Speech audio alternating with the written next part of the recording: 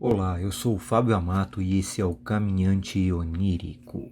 Antes da nossa história começar, inscreva-se no canal clicando no botão de inscrever logo aí embaixo, ativando o sininho na lateral. Assim você jamais perderá uma história assim que ela for lançada. Logo após, clique no like caso você tenha gostado. É uma ação simples para você e importantíssima para nós.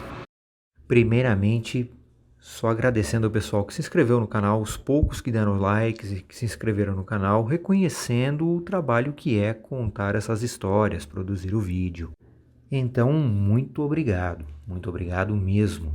Algumas pessoas me enviaram histórias, apesar do canal ser pequeno, de fora do Brasil. Eu gostei bastante. Só que eu vou usar elas, se vocês me permitirem, de prêmio. Então, inscrevam-se no canal, deem seus likes. A partir do momento que estivermos em 30 inscritos, vou contar uma dessas histórias.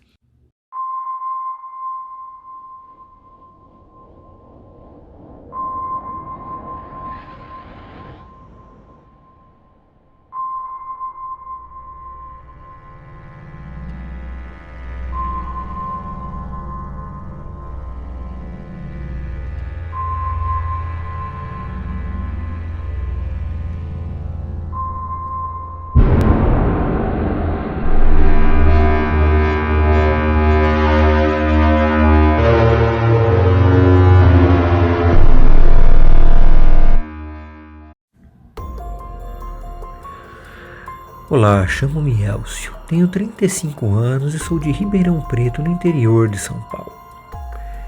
Eu e mais 3 amigos iríamos finalmente acampar. Digo isso porque era algo que queríamos fazer já há muito tempo. Mas eu e Alan e o Henrique e o Diego nunca conseguimos. Todos trabalhavam muito e finalmente houve um final de semana para tal. Não somos bichos do mato. Então procuramos locais que disseram já ter feito camping sem incidentes. Mas não queríamos acampar em parques próprios para isso, e sim algo mais radical. Queríamos sentir a emoção de ser selvagens. Pelo menos era isso que pensávamos. Somente o Henrique já havia acampado diversas vezes. Tanto que ele servia como guia quando alguém queria fazer alguma experiência um pouco diferente. Logo, ele se responsabilizaria pelo local e tudo mais. Enfim, partimos, juntamos as barracas, a churrasqueira, comida, bebida. E o Henrique não deixou de esquecer um kit de sobrevivência. Olha como éramos leigos, jamais iríamos pensar nisso. Então pegamos o carro e fomos. Eram umas 16 horas quando chegamos. Tudo foi bem tranquilo e divertido. O local era completamente isolado da civilização. O único acesso era uma estrada de terra onde deixamos o carro. O resto, olha, tivemos que percorrer uns 30 minutos a pé. Houve bastante dificuldade para achar o lugar certo, pois era uma pequena clareira onde tinha um caminho que dá acesso a uma cachoeira. O mato estava tão alto que quase não vimos ele. Havia outra entrada para um lugar muito bonito, mas ficava escondido, pois acessá-lo era necessário passar por uma espinheira muito extensa. Deixamos para lá. Não gostaríamos que algo prazeroso se tornasse um verdadeiro desastre. Olha, a cachoeira era grande, caía um rio pequeno. Era uma beleza sem igual. Começamos a montar as coisas, as barracas. Já estava começando a escurecer. Então fomos andar, pegar galhos secos e alguns pedaços de tronco para fazer uma fogueira. Afinal, a noite poderia ser fria. Começamos a relaxar olhando o céu, que estava estrelado e uma lua cheia enorme no céu. Um acampamento em um lugar selvagem era um espetáculo aquilo. Nosso desafio era assar a carne que levamos sem uso da churrasqueira. Isso foi imposto pelo Henrique. Fizemos então alguns espetos e assamos na fogueira mesmo. Logo o cheiro começou a nos dar uma certa fome.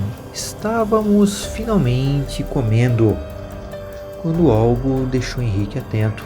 A sua atitude mudou a ponto de perguntarmos: o que foi? E ele só fez um sinal e apontou em volta. Parecia que estávamos com algum problema. Os outros dois começaram a rir e a zombar. Sabe como é nesse tipo de situação? O mais sem juízo sempre causam problemas, pensando que todos estão assustados menos eles ou os corajosos. Até que ouvimos um grito alto e estranho, pois parecia como de uma pessoa, mas ao mesmo tempo não.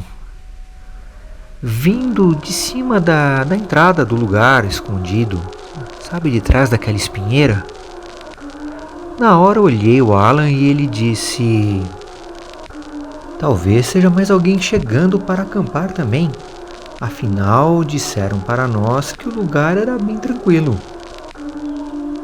Mas não sei o porquê.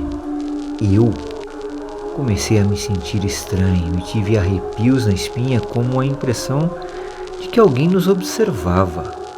Logo levantei e fui colocar mais lenha na fogueira, afinal ela já estava começando a ficar fraca. Peguei algumas ripas, joguei no fogo e ela aumentou significativamente. Nesse instante ouvimos novamente, mas dessa vez era muito parecido com um uivo e ao mesmo tempo um grito. Estava tão alto que fez eu e meus 3 amigos pularem do chão.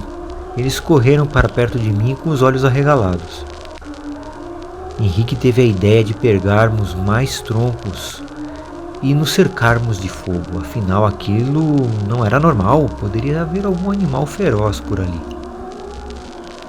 Nos cercamos então de fogo e logo depois pegamos as mochilas e sacamos todas as lanternas. Ligamos na tentativa de avistar o que quer que fosse. Olha, depois de investigar um pouco, eu sinceramente desacreditei do que vi, desacreditei nos próprios olhos. Pois bem no meio, bem no canto da entrada, aquela pra cachoeira, havia algo muito grande. Eu só consegui reconhecer, pois estava se movendo como se respirasse. Aquela criatura era imensa, pois o mato estava alto e ela se sobressaía a ele. Não conseguia ver, pois estava uma parte sombria da mata, que nem o fogo e nem as lanternas haviam realmente iluminado.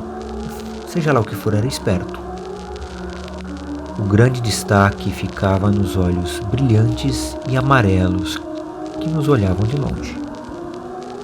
Não, aquilo não era imaginação. Todos nós estávamos vendo aquilo. E não estávamos com muita vontade de nos aproximar para ver melhor, não. Seja lá o que fosse, era grande e não se mostrava, apenas vigiava, e parecia querer nos assustar muito. Henrique pegou uma das madeiras, uma das ripas da fogueira e fez uma tocha para tentar afugentar o animal, seja lá o que for. Foi realmente uma decisão das mais erradas, pois aquilo só chamou mais a atenção da coisa e se posicionou em pé. Soltou um urro tão grotesco que todos nós ficamos calados e engolimos o pavor que nós tínhamos no momento. Henrique largou a tocha e correu de volta praticamente de 4. Alan pegou um pouco os fogos de sinalização e apontou para a criatura. Ele acendeu e atirou aquilo sem prestar atenção no que ia acontecer. Quando menos esperamos, o bicho saltou o mato adentro e correu, como se o fogo o incomodasse. O mais impressionante é que ao longe nós vimos, no alto de um morro, era o mesmo ser, e ele estava em 2 pernas como se fosse uma pessoa. Parecia ainda olhar para nós, como se estivesse nos ameaçando. O pior é que não dava para fazer muita coisa. Olha, foi uma noite em claro. Não tínhamos como sair dali antes do amanhecer. Saímos de lá no dia seguinte para nunca mais querer voltar. Mesmo Henrique não voltou mais para lá. E atualmente não faz mais acampamentos extensivos onde precisa passar a madrugada neles. Penso que todos nós entendemos o porquê que as pessoas, pelo menos as normais, se recolheram em grandes cidades. E aí, você gosta de livros escritos por verdadeiros mestres do suspense e do terror? Pois é, nós temos esses livros. Livros que vão fazer o seu soninho ficar ainda melhor. Os links estão aí na descrição. E então, gostou da história? Qual a sua opinião? Foi realmente algo sobrenatural? Ou somente mais um delírio, uma alucinação? Deixe aí a sua opinião nos comentários, vamos analisar esse caso juntos. Aproveita, se inscreva no canal, chapa o dedo no like, vamos fazer esse vídeo bombar, que assim eu trago muito mais histórias como essa para vocês.